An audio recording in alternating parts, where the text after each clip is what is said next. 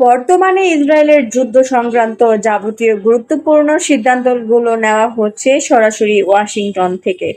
যুদ্ধের প্রাথমিক পর্যায়ে প্রধানমন্ত্রী বেনিয়ামিন নেতানিয়াহু এই ধারণা নিয়ে বেশ উৎসাহিত ছিলেন যে যুক্তরাষ্ট্রকে অংশীদার হিসেবে নিয়ে তিনি ইরানের মতো একটি আঞ্চলিক শক্তির বিরুদ্ধে বড় ধরনের যুদ্ধ পরিচালনা করছেন। তবে সময়ের সাথে সাথে যুদ্ধের মোড় ঘুরে যাওয়ায় এখন পরিস্থিতি ভিন্ন রূপ নিয়েছে। বর্তমানে ইসরায়েলি মহলে এই বিতর্ক জোরালো হচ্ছে যে যুদ্ধের কৌশলগত সিদ্ধান্তের ক্ষেত্রে নেতানিয়াহুর একক কোনো কর্তৃত্ব নেই।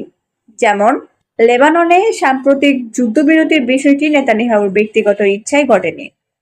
এই সিদ্ধান্তটি মূলত ডোনাল্ড ট্রাম্পের পক্ষ থেকে এসেছে এবং ইসরায়েল তা মেনে নিতে বাধ্য হয়েছে। অভ্যন্তরীণ আলোচনাগুলোতে এখন এই শঙ্কা প্রকাশ পাচ্ছে যে এই সংঘাত একটি অত্যন্ত ব্যয়বহুল এবং দীর্ঘমেয়াদী ক্ষয়িষ্ণু যুদ্ধে পরিণত হতে পারে। অন্যদিকে যুদ্ধের ক্ষয়ক্ষতি ও প্রাণহানি ক্রমাগত বাড়তে থাকায় ইসরায়েলের অভ্যন্তরীণ রাজনীতিতে নেতানিয়াহুর জনপ্রিয়তা তলানিতে গিয়ে ঠেকেছে। জনমত জরিপগুলোতে তার অবস্থান আশঙ্কাজনকভাবে দুর্বল হয়ে পড়ছে।